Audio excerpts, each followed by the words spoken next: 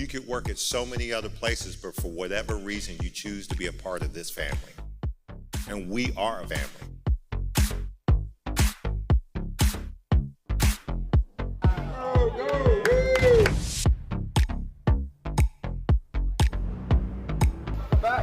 Welcome back. Welcome back. Yeah.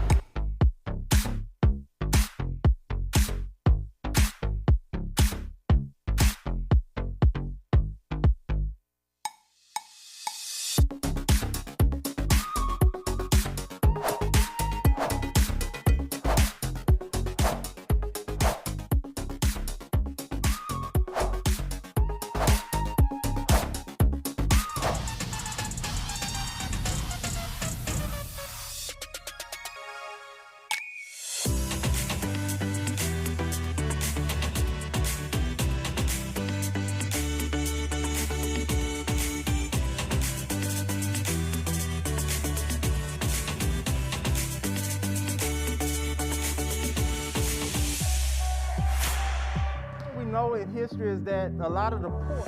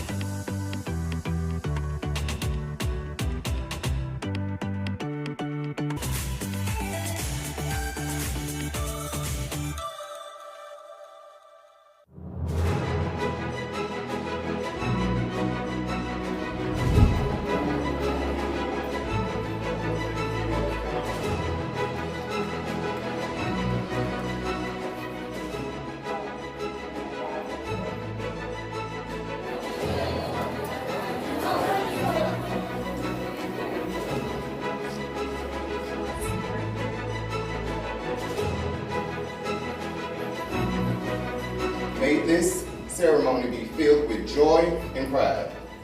Let it remind us all of the power of education and the potential within each of us. Amen.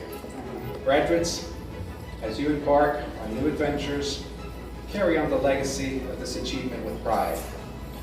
The knowledge and experience that you have gained are the foundations upon which you will build future success. We also thank you for putting your trust in the Harris County Department of Education. Each of you has faced unique challenges, balancing the demands of education with work, family, and other responsibilities. Many of you return to the classroom after years away, driven by the desire to better yourselves and provide brighter futures for your families, and shown that it is never too late to pursue your dreams. Your achievements are an inspiration to all of us.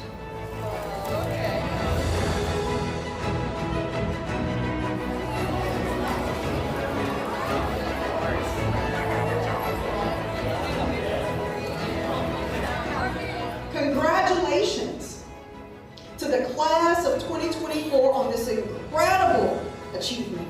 Let's continue to reach for the stars. We can, we will, and we did.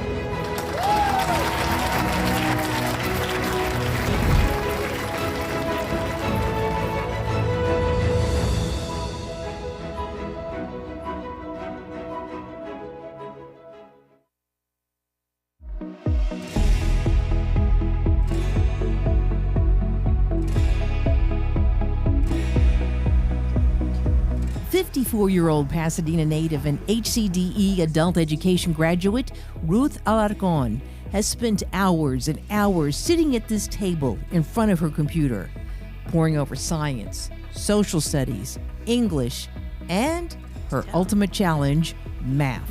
The negative comes into a positive. It's been difficult these last couple of years for me, real difficult. I've overcame a lot of stuff. 3 back surgeries, a neck surgery. You know, it would take every muscle in my whole body to go sit at the table over there. I think what I was doing, I was just overworking my brain because I was working out of so many different books. And after I got that all out of the way, I just specifically focused on math. For Ruth, her journey has been a long one. She decided to drop out in 1985 to help her father. I want to say I was like 15. You know, my dad was a functional alcoholic, and he used to beat up on my mom. So they separated and got a divorce, but I always stayed with my dad because my dad had the funds to raise us. It was hard for me to go to school and, you know, try to take care of my dad because I was the only girl. So I thought, okay, well, I'm going to quit school. That way I can get me a job and I can help my dad more. You know, because at that point he was struggling with the rent and, you know, where we were going to live. In her early 20s, she meets the love of her life, Victor, an electrical engineer, and they start a family, 2 boys and 2 girls. I don't know where I would be if I hadn't met my husband. God sent me a good man because he's a very good husband, very good provider, and a good father. And it was in 1998 she decided to pursue her GED with the Harris County Department of Education. And, I passed everything except the math. And the math by 1 point. I sat on the couch and I just cried. I was like, by 1 point, they just couldn't give it to me. But when it came to her children, Ruth was adamant that they would be getting their high school diplomas. Finishing that 12th grade, which 12th grade was, I was like done. I was like, I don't want to keep going and blah, blah, blah. And I just knew I had to because I had a very strict mother and she was all about school, you know. All of Ruth's children graduated from Deer Park High School. Her eldest joined the Air Force and now has a job with Valero. Another daughter is a teacher and has a master's in science from the University of Houston Clear Lake. And her youngest son is an engineer. And it's been within the last 2 years, her children have learned a shocking fact about their mom. You don't have a high school diploma? And I was like, no, I don't. She says her family has been her biggest cheerleaders and have encouraged her to get her GED. But it really wasn't until she drove her niece to the adult education building to sign up for classes that she actually reconsidered pursuing her GED. So I went in and everybody's sitting down and Miss Cole, she said, what is your name? And I said, my name is Ruth. And she said, you're not on my list, but we'll figure that out later. She made you feel in orientation that you belonged. And Ruth found tremendous support from all of her teachers, especially math teacher Elsa Kleeman. She kept saying, Ruth, you can do it. You can do it. You know, if you need me, I'll be here after class. You know, call me. Well, I'll make a Zoom class and everything like that, which she did. She did, and we done it. We were just so busy learning that we had already been in like 2 hours, and we're like, really, 2 hours? I said, oh, Miss Clement, I'm so sorry. Do you have something to do? She's like, no, Ruth, I don't have anything to do. In the middle of this interview, Elsa Kleeman makes a visit. I'm so happy to meet you. Good to see you. Oh my gosh. Oh, I know you look different in person. I called you and I'm like, okay, well, does the X go first or Y up and down? And she sent me this little thing where it's like, okay, I got it. You were persistent. You persisted, and that's the key. As a teacher, I love teaching math, but I love interacting with people the best. And students like Ruth are what make teaching worthwhile. When you did pass with a 170 something, Woo, that was like over the top. Good job. And thank you for teaching me, because I don't think if I had another teacher like you with the patience and explaining things, I probably would have not went through with it. I probably would have said I wasn't done. Looking back, Ruth reflects on what she would tell her younger self. Dumbo, you know, I should have stayed in school. It was easier, you know, and I didn't have the courses to like go to college or anything. That was out of the question, but I can now.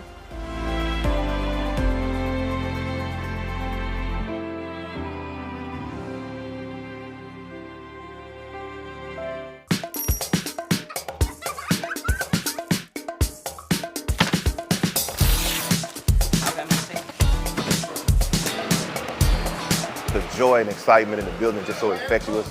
And this morning, everybody came in with just eager to meet their students. It's going to be a terrific year here at ABS West. We had extensive professional development, so we feel like our staff, they're adequately prepared to embrace the kiddos and get them off to a great start. It's exciting to see so many students in the building. It's exciting to see the smiles on the face of the staff.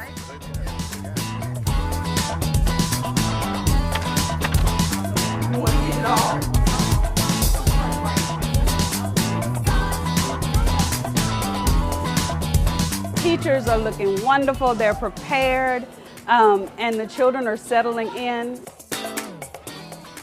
I want the parents to know that we love their children and that we are here to nurture, keep them safe, and to teach them in partnership with them, and that together we're going to make sure they have the brightest possible future.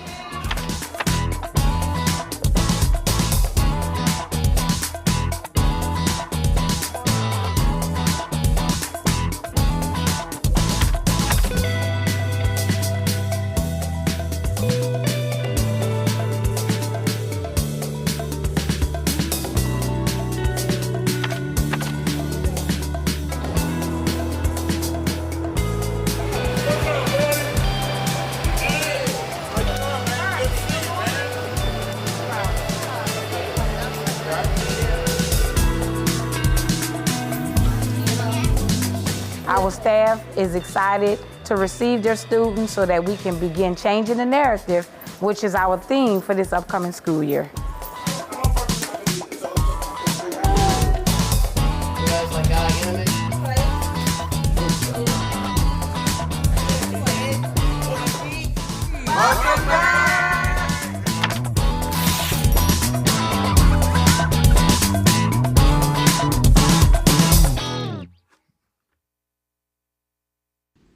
Teachers, staff, and students need to shelter in place for hazmat at this time. In Goose Creek, there are a lot of trains, and we thought this would be a great exercise to evaluate their processes and their procedures when it came to train derailments.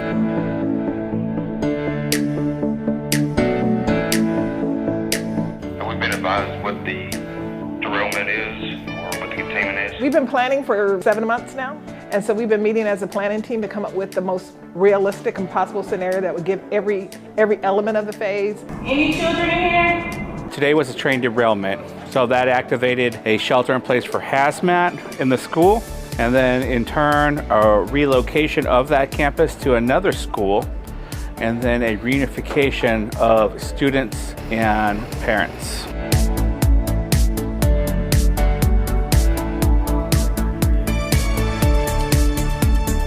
So between the Baytown Fire Department, Baytown OEM, Office of Emergency Management, Goose Creek, HCDE, we came up with a scenario together. And then from there, we started determining what were critical tasks that had to be done. And then from there, we start what are things that could happen. And all units on scene at Carver, be advised, Baytown Fire, so the air quality is good enough to begin evacuation.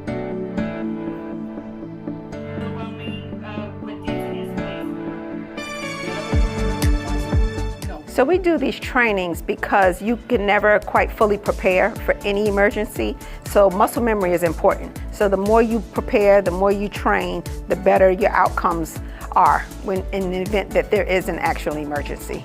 You know, we say in different ICS trainings that, you know, you don't want to meet different county officials and different agencies at 2 in the morning when an incident happens, right? You want to have that relationship established with them ahead of time. So this is a great way to do that.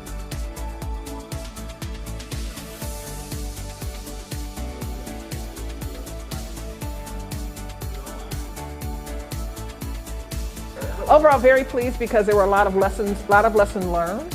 A lot of things that people just thought were going to happen automatically just didn't happen, and then everybody's like, oh, that didn't happen automatically. So what do we need to do there? But I think it went well.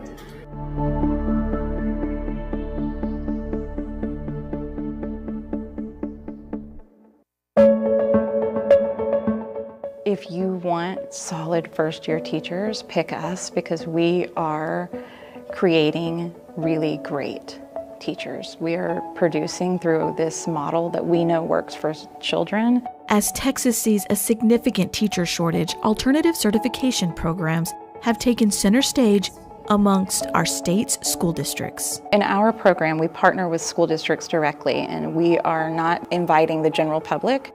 HCDE Center for Educator Success launched a teacher certification program that tailors to the specific needs of the district. And we talk through, here's what our scope and sequence would be across the year. How does that fit into what your district is doing? How can we complement the support already being given to new teachers? And then we adjust based on what they need most. This is the model Spring ISD was looking for to help with the shortages they were facing in the classroom. We have had a long-standing partnership with Harris County Department of Education. We had the opportunity to design the program that met our specific needs. I wanted to make sure that we found a partner that aligned with what we like to call our Springway systems and routines. This is the way we do things in spring, and that was our first call. Another call was being made, this time between two former Prairie View basketball teammates and friends. A teammate of mine by the name of Mr. Travis Barnes, I was living in Chicago and he called me and said that, about an opportunity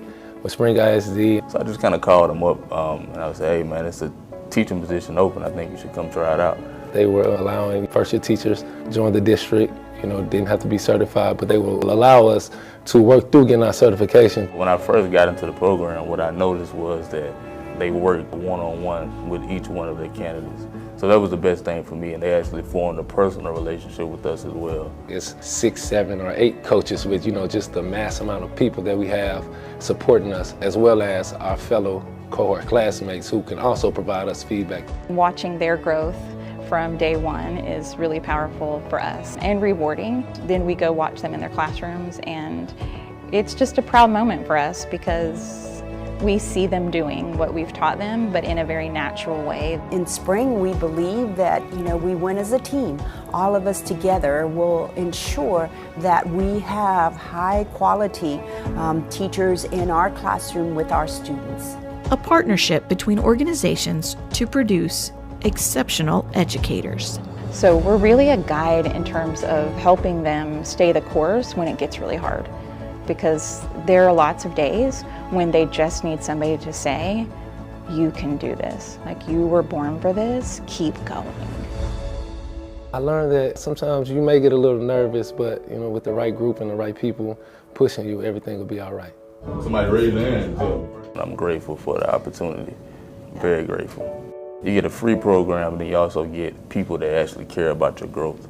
So that's one of the main things for me, like they care about your growth, and they also with you every step of the way as well.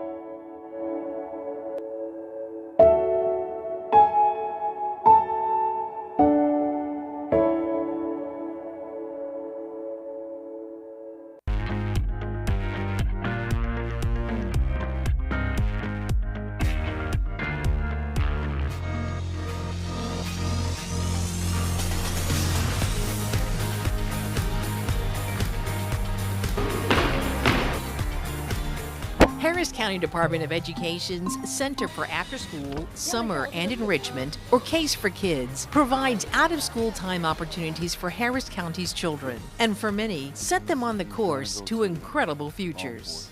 What's going to be the temperature of this planet? Is it going to be really? After school is a time to explore.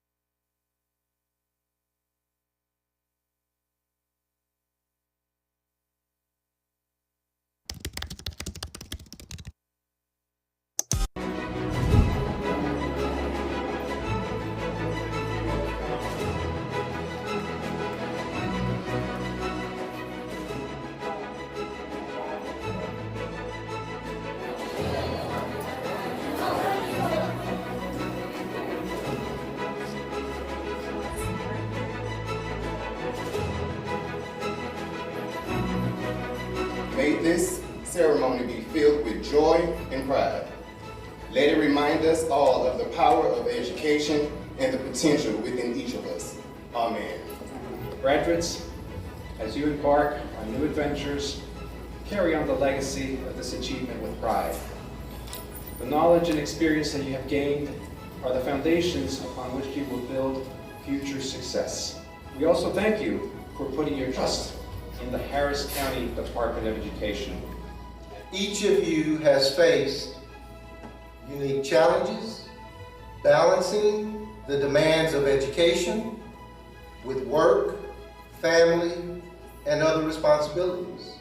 Many of you return to the classroom after years away, driven by the desire to better yourselves and provide brighter futures for your families, and shown that it is never too late to pursue your dreams.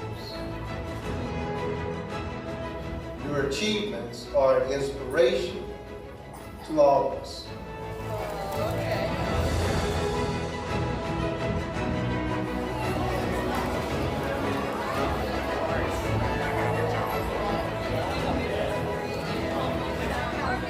Congratulations to the class of 2024 on this incredible achievement.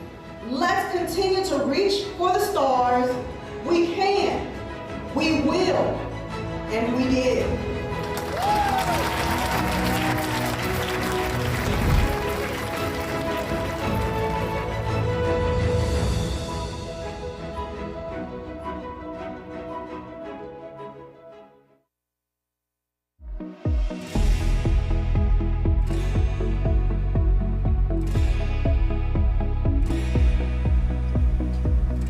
Four-year-old Pasadena native and HCDE adult education graduate Ruth Alarcon has spent hours and hours sitting at this table in front of her computer, poring over science, social studies, English, and her ultimate challenge, math.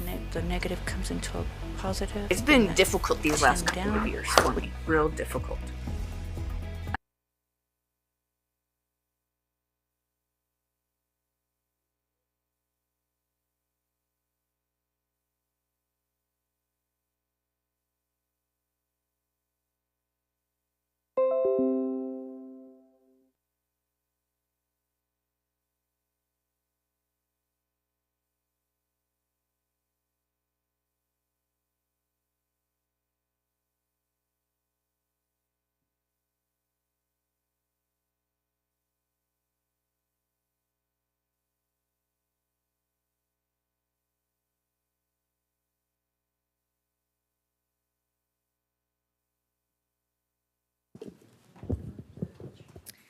The Board of Trustees of the Harris County Department of Education is now convened in a regular board meeting on Wednesday, December 18th, 2024, in room 401 at 6300 Irvington Boulevard, Houston, Texas, at 1:01 p.m. We wish to extend a warm welcome to everyone present at this meeting of the Board of Trustees. As trustees, we are here to set goals, listen to reports from the superintendent, approve budgets, contracts, personnel appointments, and set policy for the district. It is not the role of the board to make day-to-day operational decisions. The management and day-to-day operations of this department are the responsibility of the superintendent. We have policies and procedures in place to resolve concerns and issues. This is a public meeting of the Board of Trustees, not a meeting of the public. Prior to this meeting, board members received information related to items on today's agenda. Agenda items will not necessarily be handled in the order listed on the notice. The meeting is open to all who wish to attend and hear the matters discussed. During the course of this meeting, the board may determine that a closed session is necessary. In that event, the board will meet in closed session to consider matters duly posted for this meeting as permitted by section 551.071 to 551.8.084, inclusive of the Texas Government Code. I respectfully ask that you please refrain from talking while others are speaking and that cell phones are turned off or in silent mode. Thank you for taking time today to join us and for your interest in the Harris County Department of Education. Hello, everyone. We will begin today with invocation by bless you. Janice Owalabi.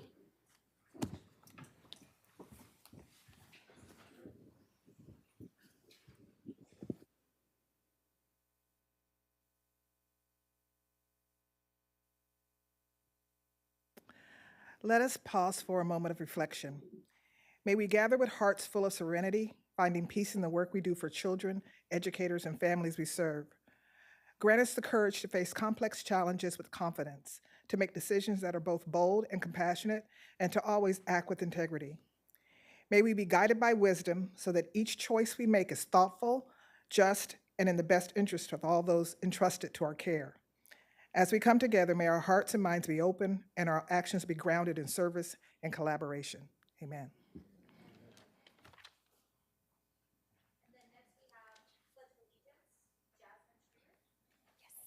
Hi, how are you? I pledge allegiance to the flag of the United States of America and to the republic for which it stands, one nation, under God, indivisible, with liberty and justice for all. Honor the Texas flag. I pledge allegiance to thee, Texas, one state, under God, one and indivisible.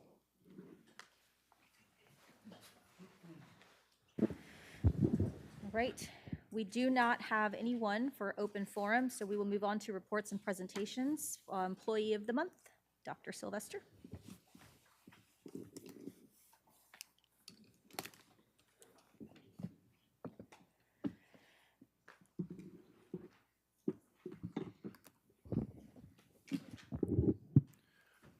Madam President, Board of Trustees, Mr. Colbert. Today, we are honoring Bernice Valenzuela, a longtime manager in our school-based therapy services division, as our December 2024 Employee of the Month. Carrie Crabb, Senior Director of School-Based Therapy Services, said, Bernice is an outstanding ambassador for therapy and HCDE. She is often the first face and voice a potential therapist will encounter when exploring employment options within our organization.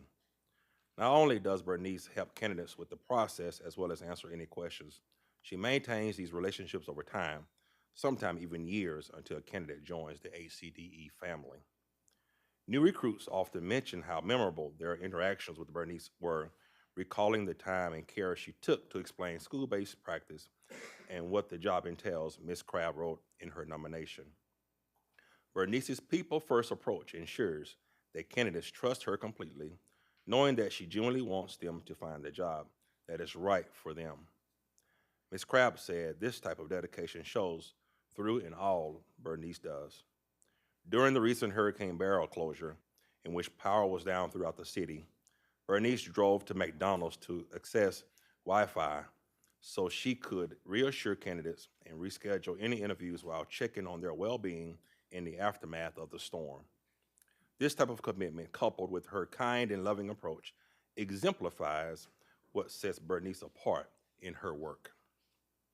In addition, Bernice is dedicated to her role within HCDE, as well as the success of her colleagues and the therapy program. She is quick to praise the contributions of others while minimizing her own work and commitment. Bernice represents the heart of the therapy division, Ms. Crabb said. She consistently puts others first, demonstrating remarkable empathy and professionalism. Our comms teams created a short video about Bernice and her impact within HCDE.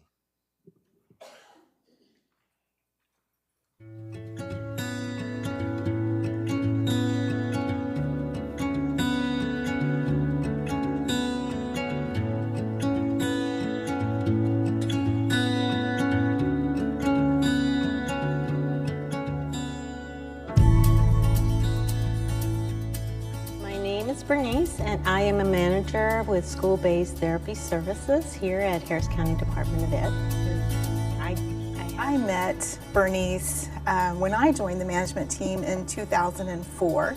She had already been here, and she definitely was my mentor and my rock. One of her big jobs that she does, and that she does so well, is she is our manager that is over recruitment and hiring. She's our kind of liaison with human resources.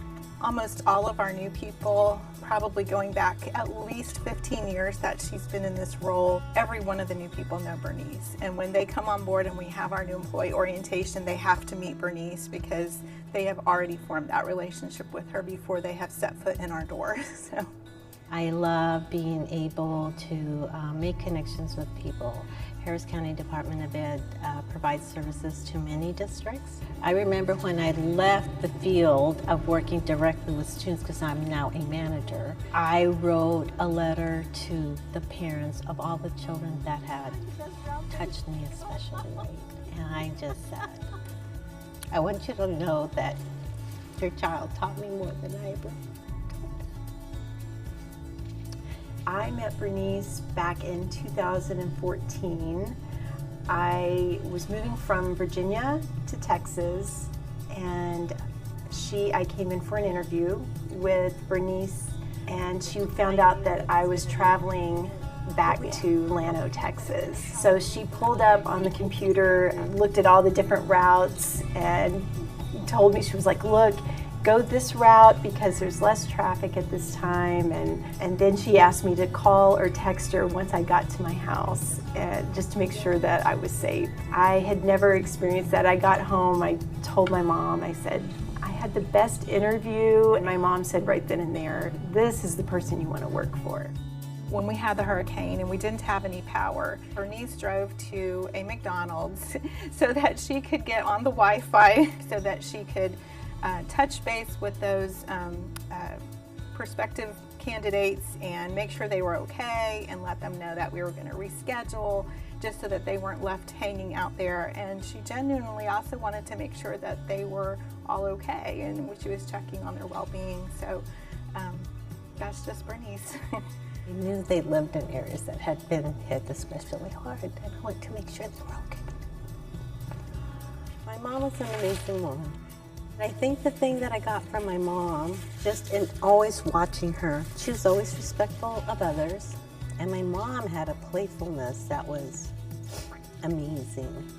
I know that her mother was a very special person to her. That may be where she got that gift. I know her mother had a big heart. I would definitely describe Bernice as the heart of therapy services.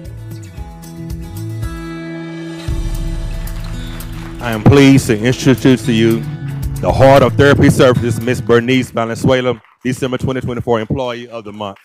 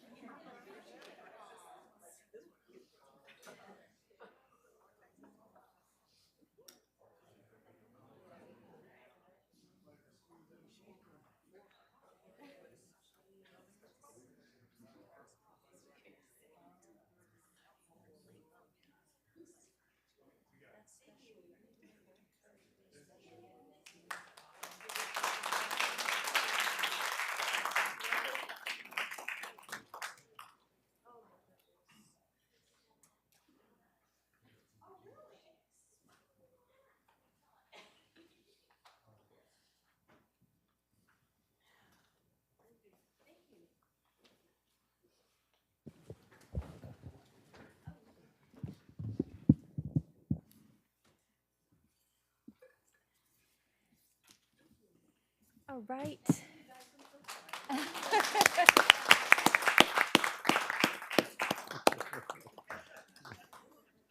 And she's out of here. now that we're wiping away our tears, happy tears. Okay, we'll move on to a superintendent monthly report. Thank you. Just a few things I want to update the board on. Last week, we were able to have 2 retreats. We had a retreat with the Board of Trustees where we were able to review the legislative impact going into public education for this legislative session. We were able to update our board operating procedures and look at some of the new initiatives that we're working on. So I really appreciated that. 2 days later, I had the executive leadership team retreat at the same location where we spent, it felt like, 7 hours? We probably spent a good 6 hours and really just deeply reviewing every single program that we have with our organization and trying to assess its progress or what we need to do to continue moving in the right direction. The final thing that I'd like to say is I just want to say to the Board of Trustees and to all of the employees who work at HCDE how proud I am to serve as the superintendent of Harris County Department of Ed. I feel like I am a fortunate, blessed man to be able to work with people I love and be able to represent an organization that I care so much about. And that is my Christmas present for this year. With that, thank you.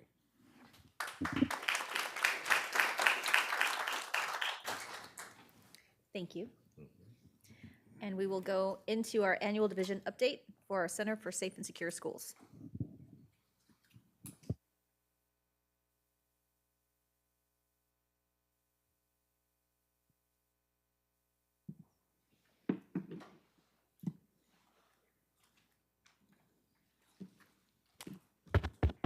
Thing on? Okay.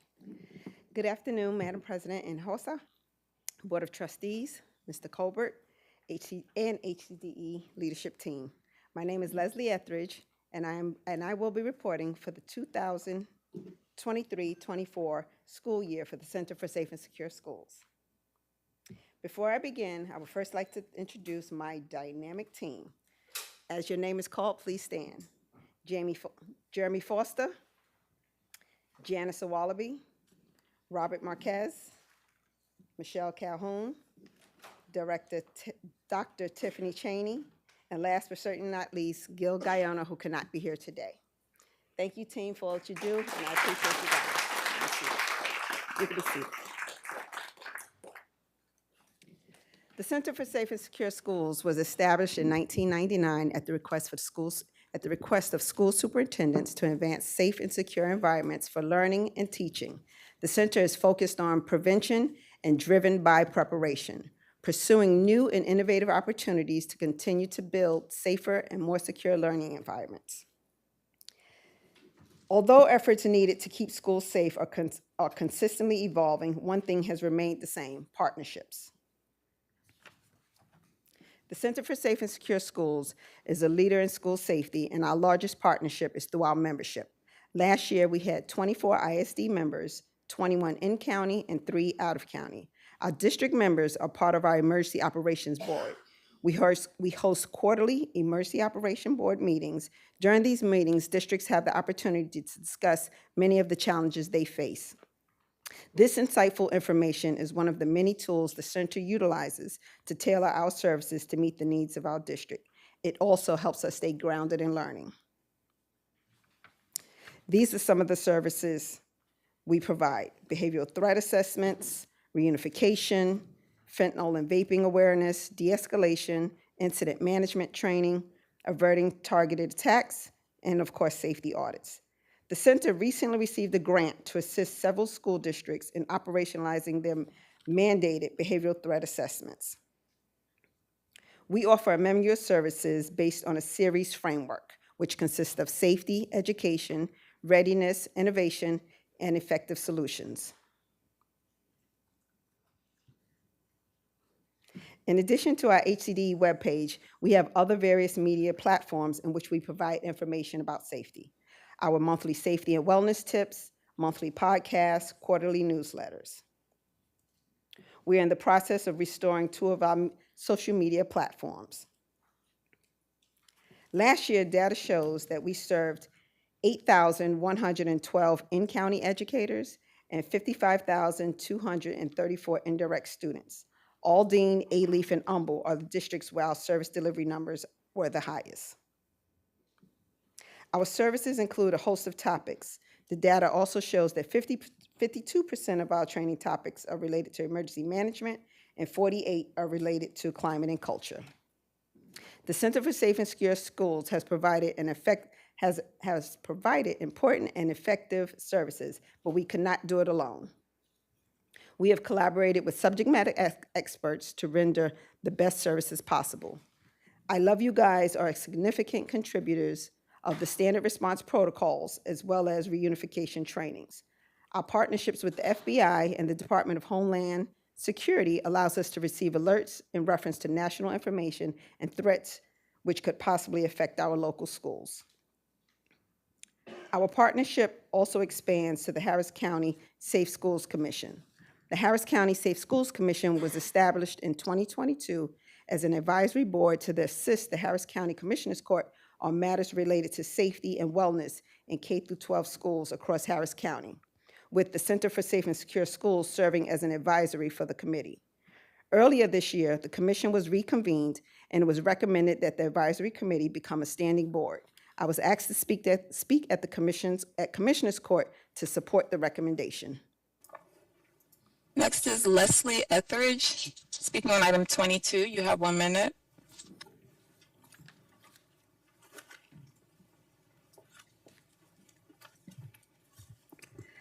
Good afternoon, Commissioners. My name is Leslie Etheridge, and I'm the Director for the Center for Safe and Secure Schools at Harris County Department of Education. We support the Safe Schools Commission being a permanent standing commission. The Center for Safe and Secure Schools was established in 1999 at the request of Harris County school superintendents in response to Columbine shooting. It was created to advance safe and secure environments for learning and teaching. Now, 25 years later, from our creation, the need has grown and evolved. The Center for Safe and Secure Schools is a full-time department providing campus safety audits, trainings, and staff professional development across the region. The Safe Schools Commission is an added layer of brain power and resources to help the Harris County School District navigate these concerns. The Harris County Department of Education looks forward to the continued partnership with the Safe Schools Commission. Commissioners, thank you for all your efforts towards safety for our schools, and Commissioner Briones, thank you for reconvening the commission. Thank you. Thank you for your leadership, Ms. Etheridge. Commissioners? Hold on, I have a question. Yes, sir. How many times did you have to practice that to do it under 1 minute? That's impossible. Only about 3 or 4 times. About 3 or 4 times. But yeah, I was like trying to rush because they said 60 seconds. I was like, oh boy. Okay, so yeah. So I cut out a lot of stuff, but I got it done. The Commissioners Court approved the recommendation. As a result, the Center for Safe and Secure Schools is now an ex officio member of the board. When it comes to school safety and emergencies, you can never have too many resources. When individuals think about school emergencies, an active shooter is usually the first thought. While that is a main safety concern, there are also many other emergencies that could and have occurred. So it's important to test these emergency protocols as much as possible. Earlier this year, we partnered with Goose Creek to conduct a countywide multi-hazardous functional exercise. While this training was focused on a train derailment, the steps taken could be utilized for any rail emergency. Teachers, staff, and students need to shelter in place for hazmat at this time.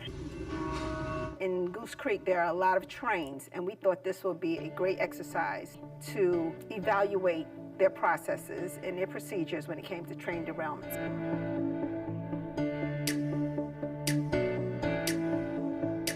Have we been advised what the derailment is or what the containment is? We've been planning for 7 months now, and so we've been meeting as a planning team to come up with the most realistic and possible scenario that would give every element of the phase. Any children in here?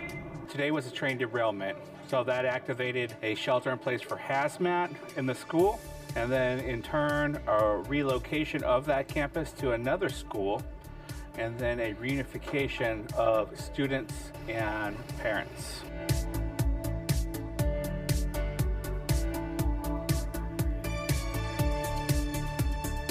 So between the Baytown Fire Department, Baytown OEM, Office of Emergency Management, Goose Creek, HCDE, we came up with a scenario together. And then from there, we started to determine what were critical tasks that had to be done. And then from there, we start what are things that could happen? All units on scene at Carver, be advised, Baytown Fire said the air quality is good enough to begin evacuation.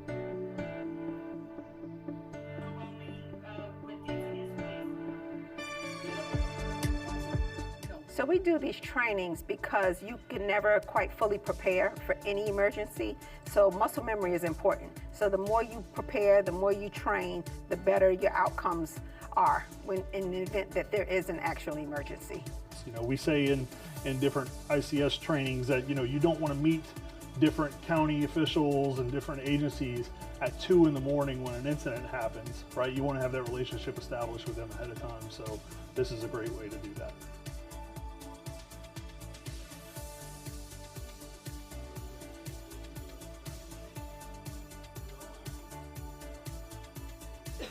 Overall, very pleased because there were a lot of lessons learned. A lot of things that people just thought were going to happen automatically just didn't happen, and then everybody's like, "Oh, that didn't happen automatically. So what do we need to do there?" But I think it went well.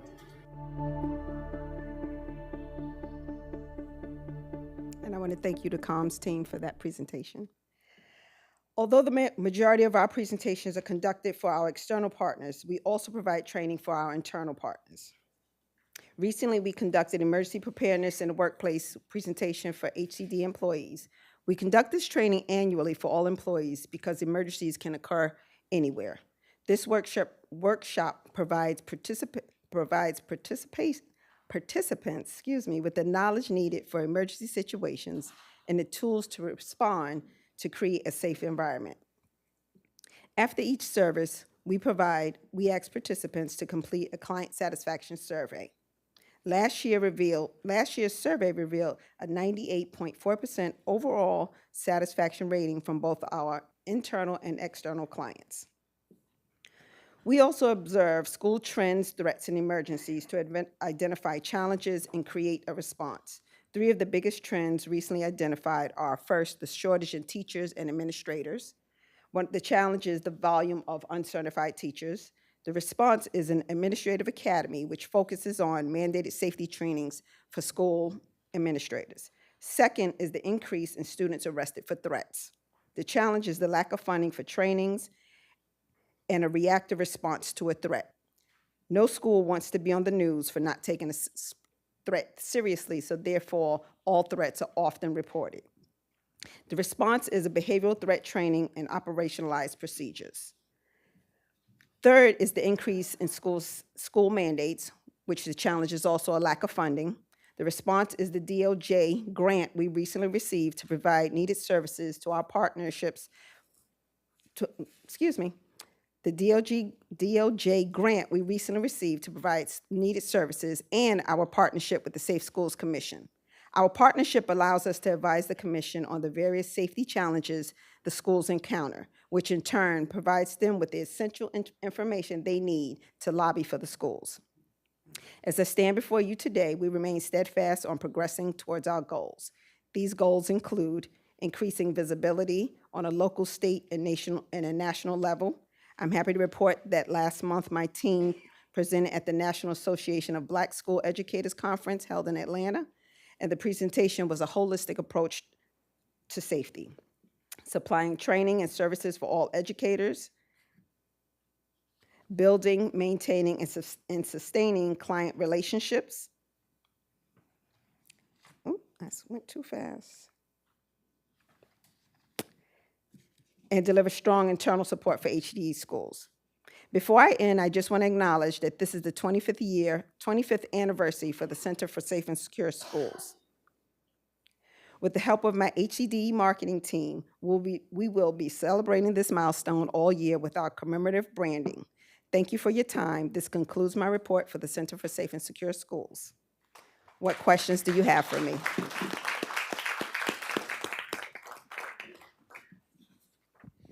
I would just like to say kudos to you and your team. You know, we oftentimes think of safe and secure schools as just responding to acts of violence from students, but it's really bigger than that.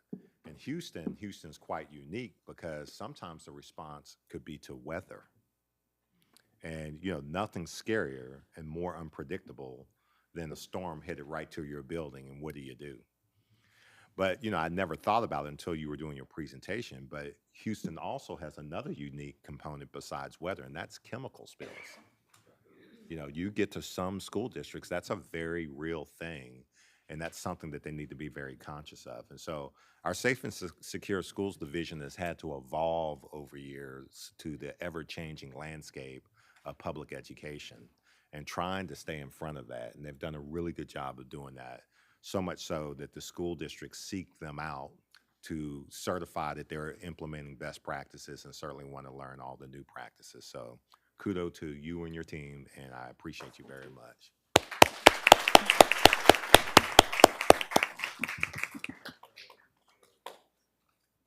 Thank you. Thank you. Any other questions or comments from the board? Thank you very much. Thank you, and happy holidays to everyone. Holidays.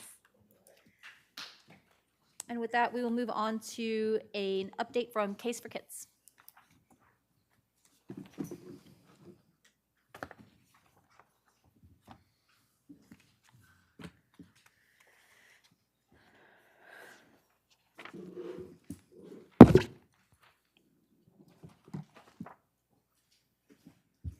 So at your seats, you will find presents from the kids in our after-school programs. You have a holiday ornament and a note from one of our families. And these are yours, Danielle. All right. You also have our holiday card. Woo! Thanks to Kiera Hurst. So I am Lisa Carruthers, the Senior Director for Case for Kids. I put my creds on there this year. I've been here since 2001, and over the years I have got named most influential in the state and local government by the National After School Association, and that was for the work we did with the City of Houston when we got the City of Houston to invest in after school. And a few other things. I got to do the ALF and a White Wally Peterson Fellowship, so that is who formed 21st Century, the federal funds that is the Cadillac of after school. So we are a large group. We have, along with me, I have 2 assistant directors, 3 project managers, 5 administrative assistants, 22 coordinators, 2 clerks, and depending on the day, 30 to 40 part-timers.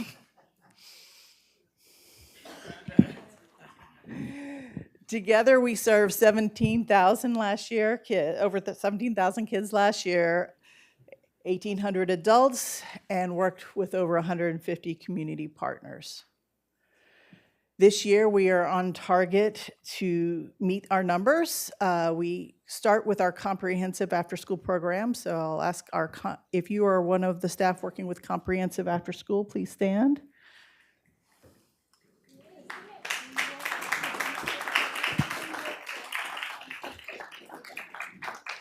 So we have 2 primary funding streams that support Monday through Friday after-school care. The first is your HCDE investment in the partnership projects. You guys this year are funding 17 programs that are scheduled this year will serve over 1,000 students.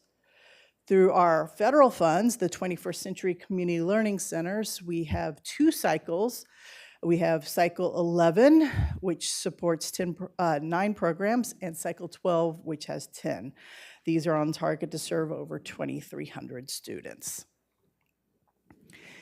Here is the map, and inside your packet, you will also have the maps together and by separate projects, 21st Century and Partnership, inside your handouts as well.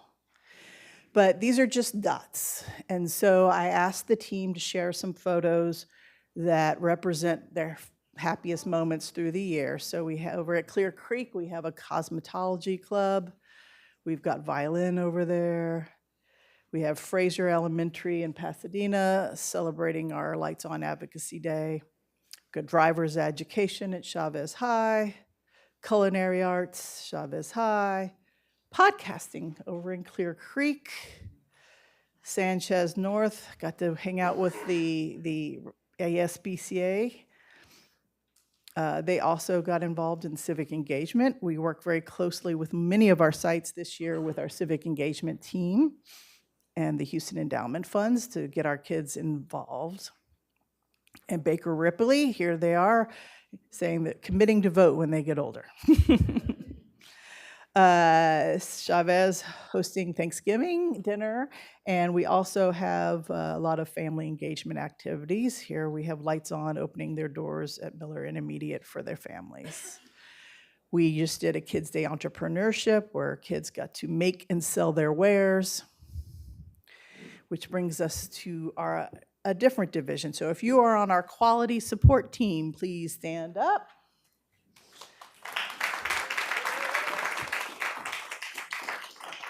Our quality support team does primarily professional development and resource allocation for bringing high-quality curriculum and materials to the programs. This year, we did 56 training sessions delivered through workshops, symposium, and a fabulous conference. I'll talk more in a minute. We also presented at the state and national conferences, and we have a few folks here that not only have been selected to present at this upcoming year, but we have two that will serve as part of their keynotes as they do these TED Talks, and so they're going to do a duet TED Talk, so that'll be fun. We have learning labs where we send vendors out to the community to train professionals inside the actual sites with hands-on learning with the kids, directly with the youth. And our Smart Zone, this supports 54 sites with over $50,000 worth of curricula and materials that we loaned out. We also are hosting a lot of events so people can come in and play with the stuff that is in the library. We also work with United Way to coach and provide training in a national model to support after-school 12 community partners in the after-school field. We have so part of we partner with the community so to leverage federal dollars that make all this possible. So those partners right now are Harris County Public Libraries, Harris County Precinct 1, Boys and Girls Club of Greater Houston, and Boys and Girls Club of Brazoria County. When we document the after-school money, it leverages the federal funds that come down to make all that quality team and other things we do possible. Our special initiatives, the All Earth EcoBot Challenge. This year's theme is history. Oh, this one's, y'all, I don't know. I'm not to blame for this. History of ordering and delivery. Robots making our world faster, smarter, and greener. It's a little long. But it launches in January, and we will have our culminating EcoBot Challenge Day on April 26, 2025. Last year, we served 285 kids and 45 teachers.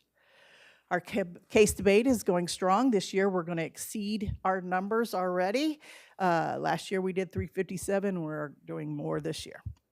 We have 20 schools involved and 6 tournaments. Level Up Houston is our college and career readiness efforts. We have an expo coming up in March.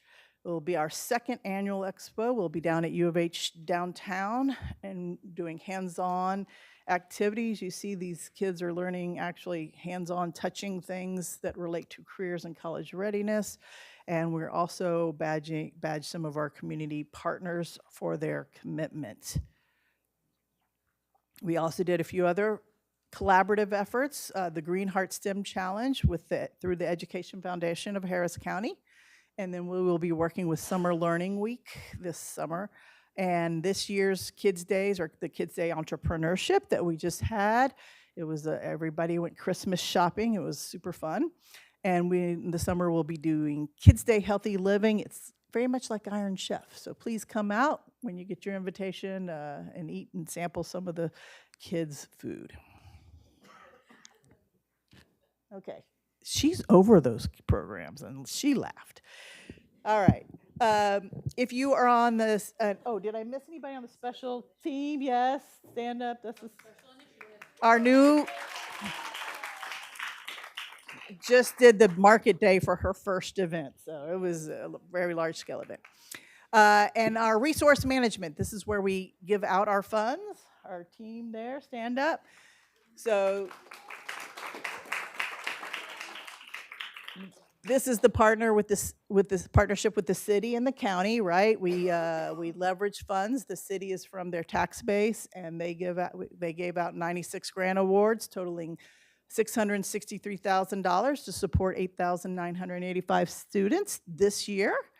And County Connections is to be determined because it's in the summer. But last year they gave out 93 awards for a total of $1.4 million. So a little bit larger, but it's federal money that goes through the county. And events. So we also had a great conference. So again, I said I was going to talk about the conference, and one of our opening speakers, as you see her here, was our lovely trustee Duhan. We appreciate it. We did a panel talk about the importance of investing in kids and the return on investment as we help them grow, and why that is important. We had over 250 participants. We had 30 trainers. Some of the trainers were our very own. We had trainers from multiple divisions inside HCDE. You'll recognize a lot of those folks, as well as community partners. We had 30 service providers that came and shared their wares, hoping to get hired by our visitors. And then we had 3 mini TED Talks as well at our event. That map, you know, Mr. Colbert, you love the map in our office. We brought it to the conference.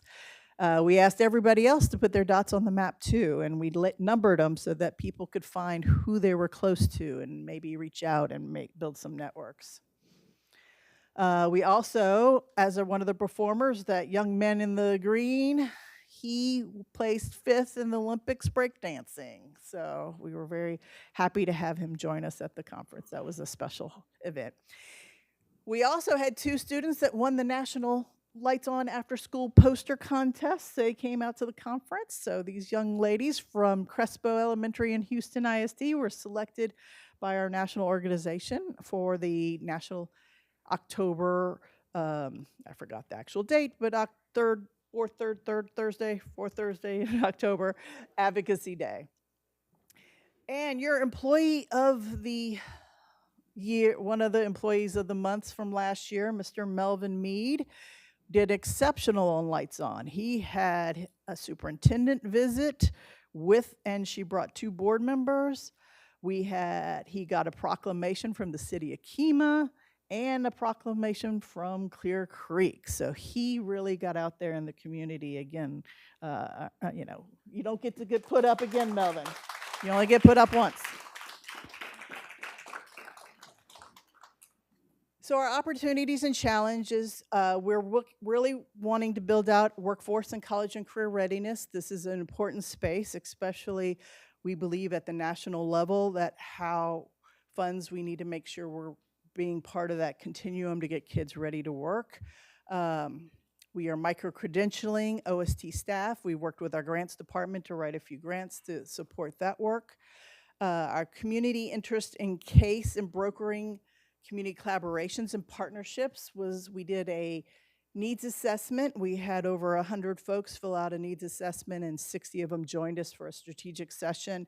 And one of the biggest things is to continue to network them and form partnerships on their behalf was one of the largest areas of interest.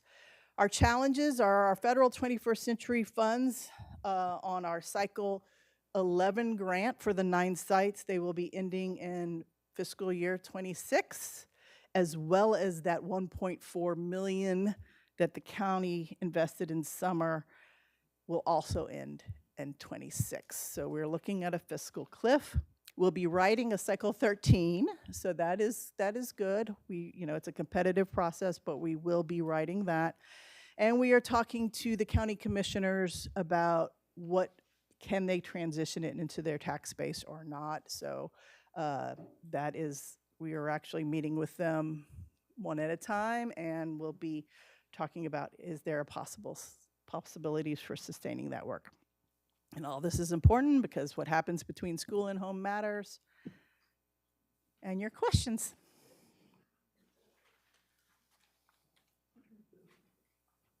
Here we go. Hi, Dr. Carruthers. Hello. How are you doing? I just want to say that I am of the opinion that after-school programs do more for the well-being and determination for growth for these students than some of their core curriculum classes could. And it is incredibly important that we're able to continue investing and further investing in these programs. And I'd like to know from you, could you tell me a little bit more about the difference between the partnership program and the 21st century and how we could invest further with partnership? So Partnership Project started in 1999. It was our first investment. And it started off as a little bit of money from the county and a little money from HCDE. And we provided grant awards to school districts to run Monday through Friday after school programs. That money is then certified through our HGAT contract, which leverages us federal funds that then pay for all that augmentive professional development and quality enhancement that we do. The county did back out, but HCD has continued to invest. And actually, that you guys covered the county backing out back in the day. And so you guys are investing a little over $500,000 in that space. The 21st Century money is a grant that we write. So we actually ask the school districts to apply with us in collaboration. So then we go in and write through with our grants department a competitive process. You're limited to 10 sites per application, and it is federal money that runs through the state, and it's a 5-year grant.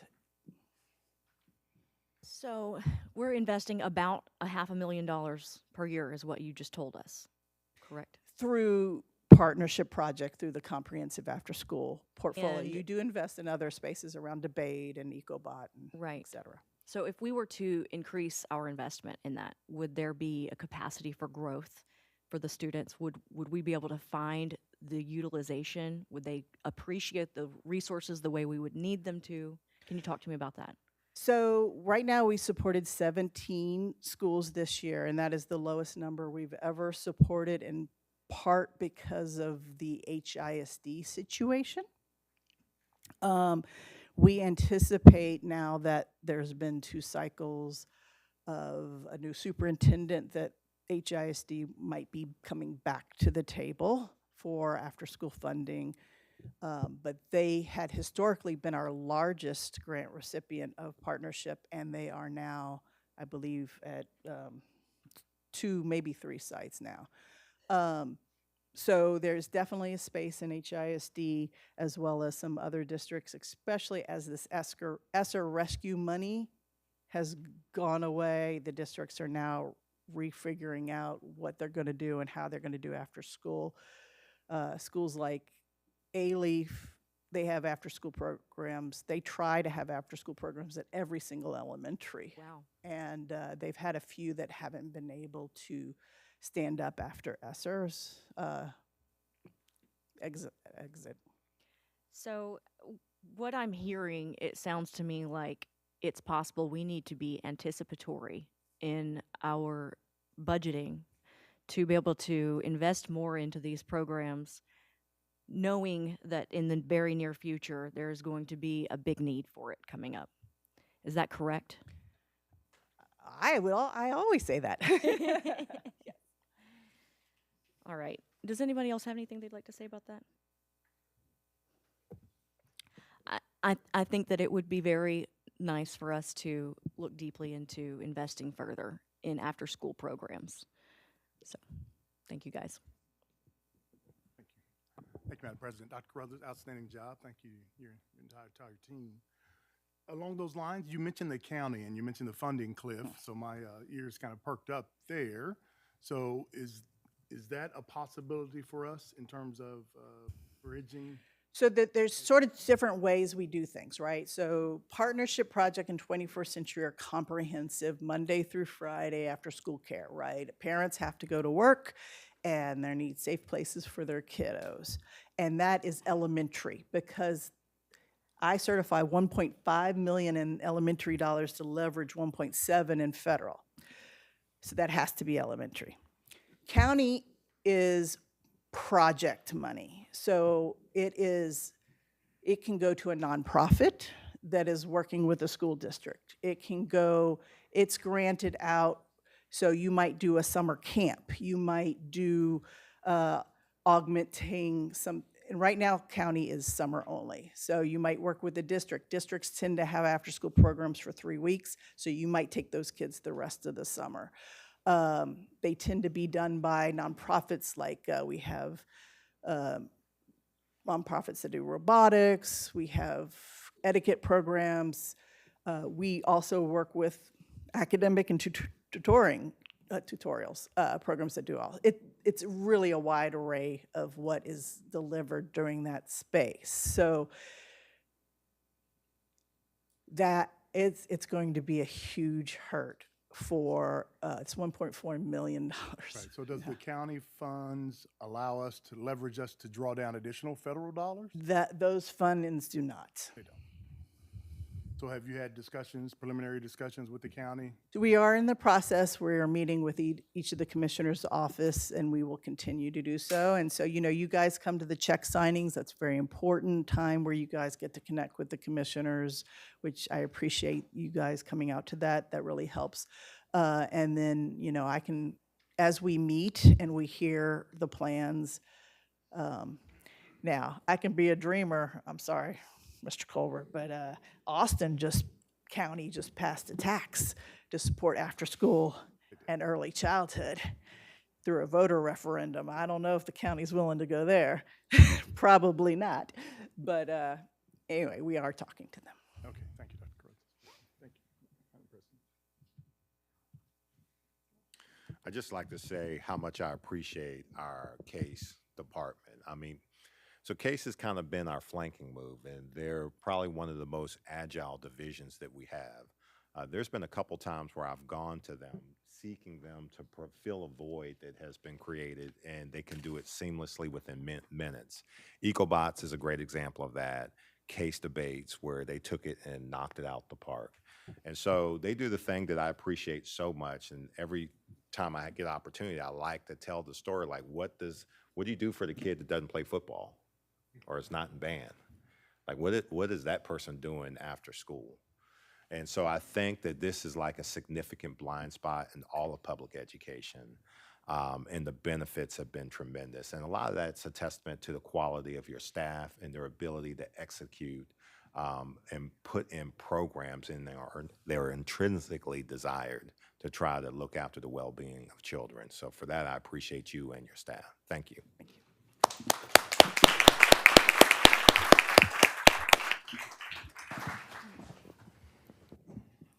Okay, so with that, we will move on to other reports from board members concerning attendance or participation in a board or HCDE-related conference, event, activity, or committee, or accolades for an HCDE staff member or other deserving position.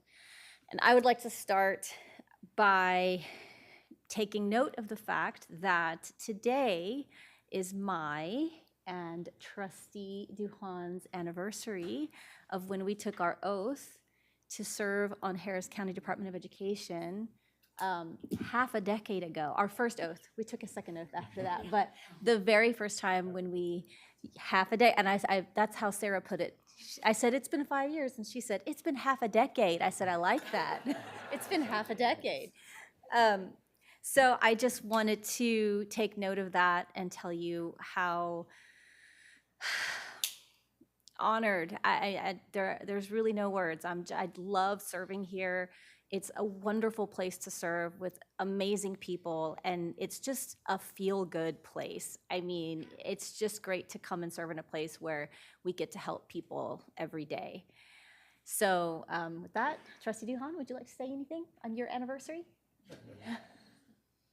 Well, I didn't bring any notes, but I'll just echo what you're saying in that it is amazing to know that I can come in and support a staff and administration who are putting in effort on a daily basis to help people in a way that you could not see just anywhere.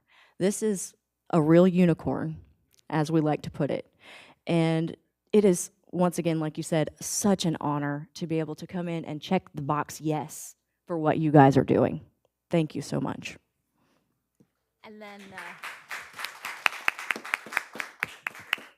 just one more thing on a personal note. Today is my husband's birthday, so I took the oath on his birthday, and I do want to mention him because in all that we do, every single one of us has people in our lives that support us, and we wouldn't be able to do the things that we do without the people in our lives that support us. And my husband and my two boys, who are 19 and 17, are amazing champions for me. They are my huge cheerleaders, and I love them very much, and I'm blessed to have them. So, anything else from any members? Okay, so with that, we will move on to monthly financial reports. Dr. Mesqua? Oh, I skipped over report of board committee. Anybody have board committees, any chairs, or any reports from the committees? Okay, Dr. Mesqua?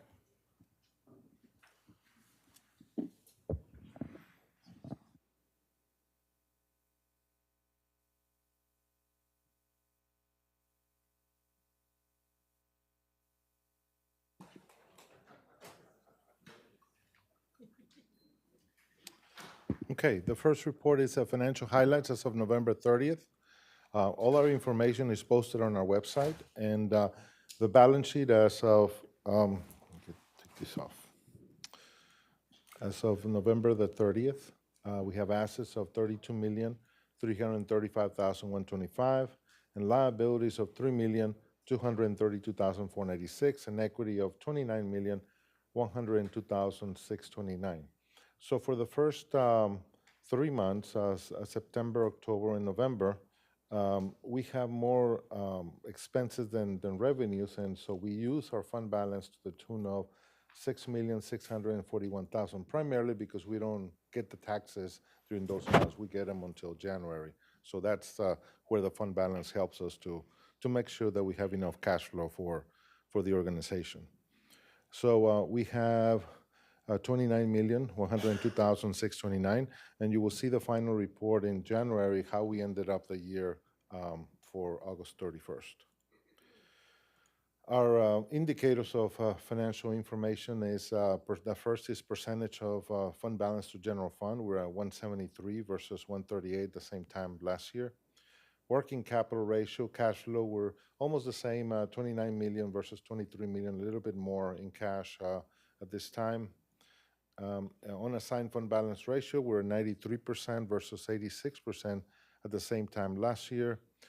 Debt to income ratio, we don't make the payments for our principal and interest until February and August, so these two are going to remain at 0 until February and August. Fee for service ratio, we're at 23% versus 41% at the same time. And our growth ratio is minus 45%. We still need to bill some of our contracts, and so that's gonna even out as we start in December and January. No budget amendment so far for the year. We'll have some later on in the presentation. Our inflows or revenues, we're at 12% so far versus 14% overall. Again, 25% of the year has lapsed, and our taxes really, again, come in until January, so that's when you're going to see that number increase. Our expenditures or outflows, again, we're on target at 25%. So overall, budget to actual, we're at 28% versus, and primarily because of the special revenue funds that are grants that we have to spend the money first and get reimbursed the following month. Our cash and in-kind donations are $87,361. And primarily this month were Head Start, Case for Kids, and Schools Division that we had some donations. Again, a lot of Case for Kids and schools donations that were received. Our projection for our values were 665 billion at the beginning of the year, so we're at 659. So we have just about 5.5 left over to certify between now and the end of the year. So year to date, again, we haven't received any taxes, so we'll start doing that in the month of January. And again, no payments to the tax office and appraisal district just yet. So we will see that activity happen here and starting in next month. Again, this is the same thing as last year, so do not be worried about this number because it's basically the same as last year because of where the taxes come in. Our disbursements for the month of November were 4,773,126. 391 disbursements, 675 transactions, and 6 transfers. And then our segment information of key budget managers, we have the Center for Educational Success, benefit variance of $434,086. Records management, $327,490. Therapy, $2,466,999. And our schools had $2,746,927. A lot of the tax money, as that comes in, that will even out during the year. However, Choice Partners continues on a benefit ratio of 473%. Expenditures were 685, and transfer to general fund so far are 3,239,883 for the first 3 months of the year. 3 budget amendments. One is to increase revenues for the benefits as a result of the grant from Prairie View Grant, Fund 255, 41,000. And then grant for Head Start, we needed to move it from 205 to 204 for Head Start so that we can close out the Head Start grant that ends up here in December 31st. In terms of our foundation, we have net equity of $274,614. And the detail, we have included all the different additions and uses for the program. And I believe there's an agenda item for this year's allotment that will augment this and this number as well. In terms of our lease projects, we worked with a small business program. I had mentioned that we were going to have a small business program summary for this month. And so we started with a new software that basically looks at certifying all our expenses and checking the vendors to see where they're certified. So the certifications of that we look for is one, disadvantaged business enterprise, DBE, minority business enterprise, MBE, small business enterprise, SBE, and then women business enterprise, WBE. So the certifying agencies that we look to are City of Houston, Houston Metro Transit Authority, Port of Houston, South Central Texas Regional Certification Agency. They certify vendors that they have met the requirements to be a minority business enterprise or a small business enterprise. So the results are that when we look at the information, we had $40 million in expenditures. Out of those $40 million, we have $32,770,010 that includes payments to businesses. We took out the payments to government and utilities because those are not qualifying. And so when we compare that, we take the amount of the small business divided by the total all businesses, and that's an 8% ratio, small to large. When you include the government, it's actually only 7%. So we have 19% government, non-small 29 million. Again, it's only because you take away the government and utilities that you get a little bit higher ratio. So which agencies certified? Primarily the City of Houston, Houston Metropolitan Transit Authority, Port of Houston, and then also South Central Region certification. That's the breakdown by agency. The type, we have DBE at 1%, MBE 49%, women business enterprise 16%, small business 34%, and so that makes up the 2,683,850. When we break it down, and this data we did not have before, because that's now how we contract with this company to give us and certify this information, and it breaks it down now by ethnicity. So we have 20% Asian, 29% Black, 21% Caucasian, and 29% Hispanic. That's the breakdown, among all those categories. And the detail is behind in the presentation, the different companies and how they're identified. Again, we don't identify them. We go to that service and they identify them on our behalf, and then we report them to you. Any questions on this part of the small business program before I continue with the report? Because I know that there was one report that the board wanted to see.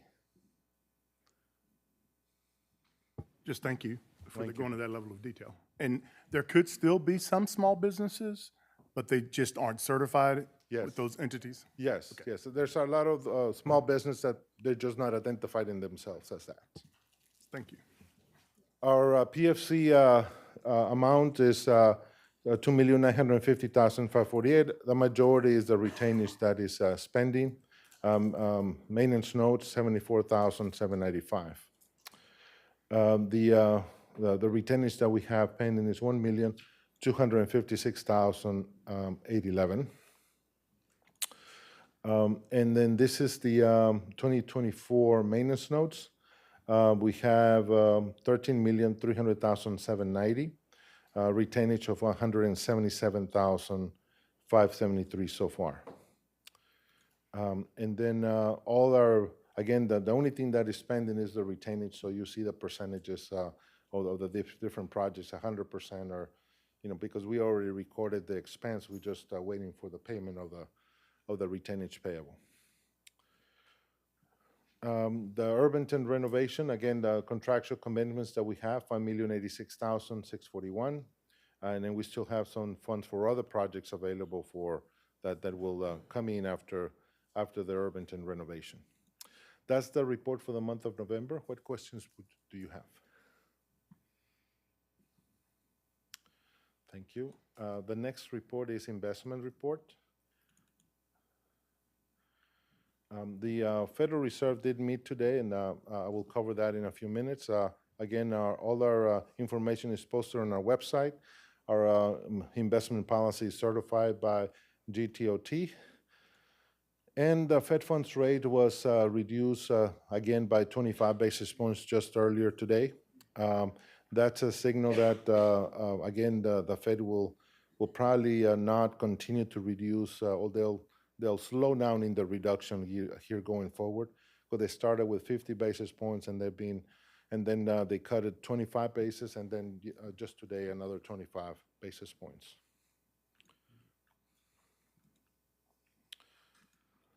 Our portfolio as of November, we have $48,411,388, and PFC 336,193. Lone Star 46%, Chase 9%, Investment Pool 17%, and 4% Start, and Text Pool 24%. So those are the two sodas that we mentioned. One was I think was Mr. Pibb that we talked about during our presentation, and then the other one was the Sprite, if you'll remember that. Yes.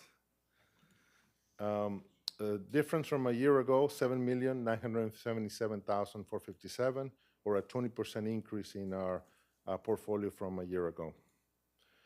All our investments are overnight in our investment pool. And we have earned so far $637,971, and in the PFC, $3,951. We're earning 4.61, and this is the history of all those. And so you will see this in December in the number about probably 4.25. That's what we'll probably be looking at here in the next few months. And these were available last week. So these volumes are probably going to continue to go down by 25 basis points as we move forward. That's our investment report for the month of November. What questions do you have?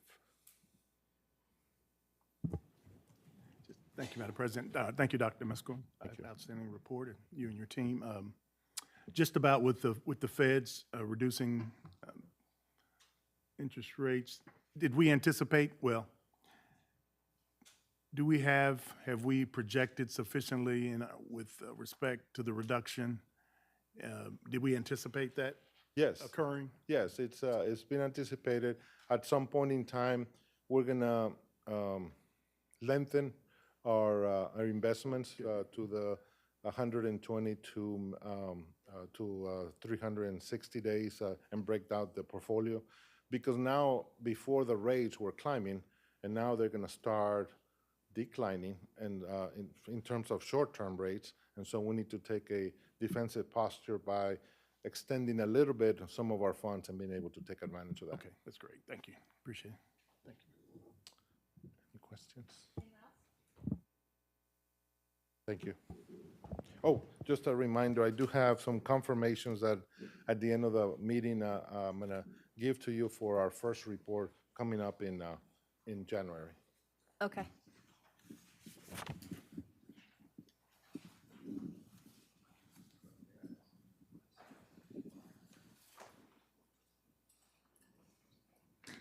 Okay, so we'll move on to our action items, our consensus action items. Does anyone have any items to pull? C1. Okay. Anything else? All right, so we will pull item C1. All right, and with that, we will move to, or do I have a motion to approve the balance of the consensus items? Motion by Trustee McGee, seconded by Trustee Dick. Any discussion? All in favor? Motion passes 6-0. All right, so with that, we'll move on to action item C1. Do I have a motion? Oh, wait, let me read it.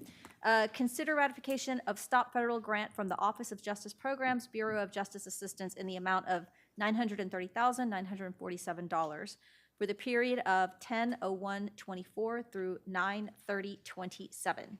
Do I have a motion? Motion by Trustee McGee. Seconded by Trustee Cantu.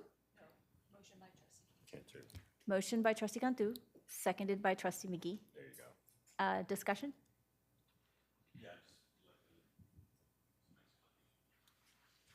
So that's a grant that we applied for to help with the behavioral threat assessments, which a lot of the school districts weren't able to afford. So we applied for a grant through the DOJ in order to provide those services for several school districts.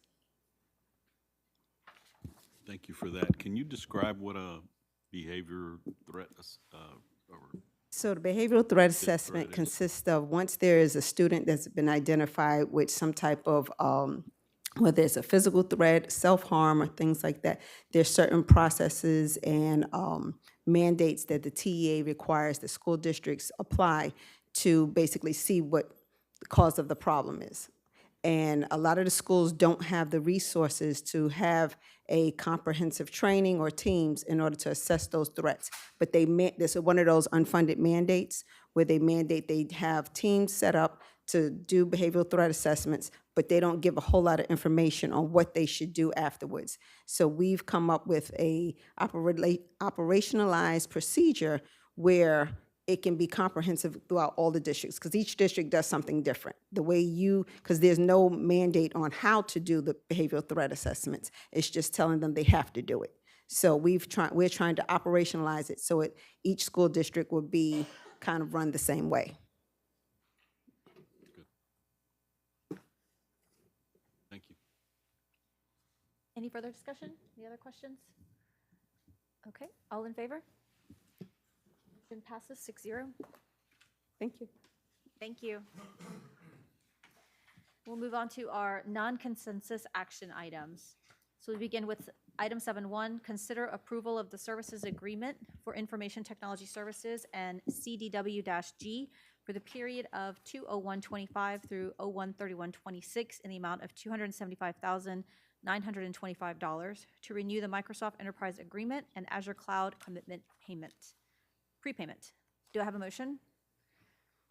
Motion by Trustee Cantu, seconded by Trustee Dick. Any discussion? All in favor? Motion passes 6-0. 7.2, consider ratification of change order number 1 to the AIA contract with Geofill Construction, Inc. to extend substantial completion date to 11/19/24 for the construction of a new Head Start Center located at 767 Coolwood Drive, Houston, Texas 77013, and delegate authority to the superintendent or his designee to negotiate, finalize, and execute the change order. Do I have a motion? Motion by trustee Gantu, seconded by trustee Dick. Any discussion? Seeing none, all in favor? Motion passes 6-0. Consider approval, this is 7-3, consider approval of change order number 2 with Geofill Material Technologies DBA Geofill Construction to increase scope of work to install a natural gas standby generator and gate operators in the amount of $1,313,687 and delegate authority to the superintendent or his designee to negotiate, finalize, and execute the change order. Do I have a motion? Motion by trustee McGee, seconded by trustee Cantu. Any discussion? All in favor? Motion passes 6-0. 7-4, consider approval of the project delivery method of job order contracting and the job order contract with Dependable Comfort Air Conditioning and Heating, Inc. for HVAC equipment and installation for the Records Management Division HVAC project in an amount not to exceed $399,838 and delegate authority to HCDE superintendent or his designee to negotiate, finalize, and execute the job order contract. Do I have a motion?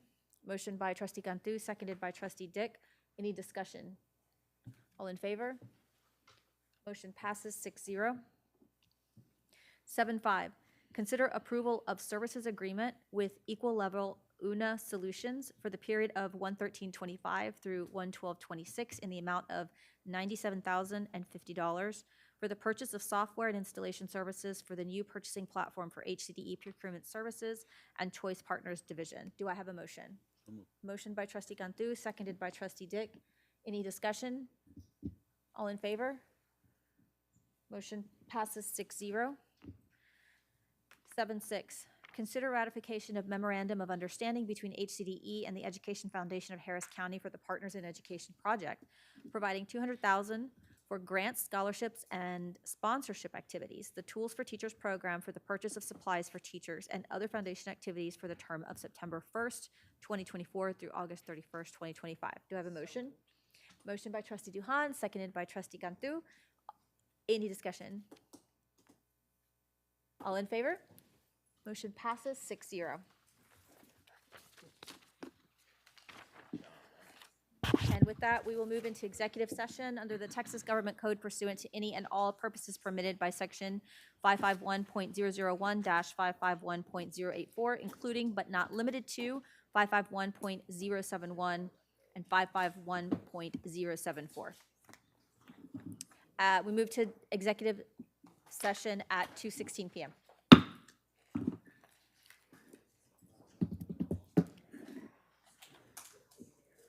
All right, let's do this.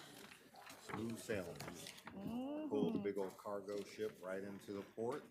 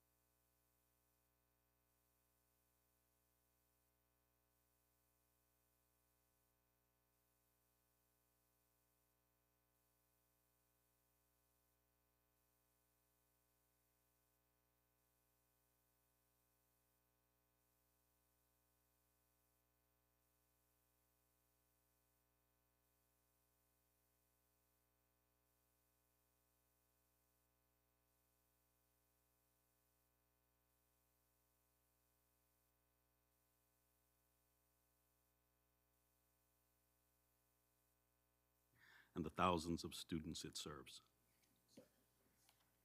Any discussion? Yes, Madam President. Yes, Madam President. I acknowledge that my actions may have led to negative publicity of HCDE, reputational harm, embarrassment for the department and its Board of Trustees, and expenditure of HCDE resources. I agree, in an effort to for this, I agree to make a $40,000 contribution to the Educational Foundation of Harris County Department of Education to be used for case debates program for future lawyers no later than February 28, 2025. Thank you, Trustee Dick. Any other discussion? Seeing none, put it to a vote. All in favor? Motion passes 6-0. All right, next item, any discussion and possible action regarding future agenda items? Seeing none, then do I have a motion to adjourn? So moved. Motion by Trustee Duhan, seconded by Trustee McGee. Any discussion? Seeing none, put it to a vote. 6-0, it passes. Meeting adjourned at 3:30 p.m.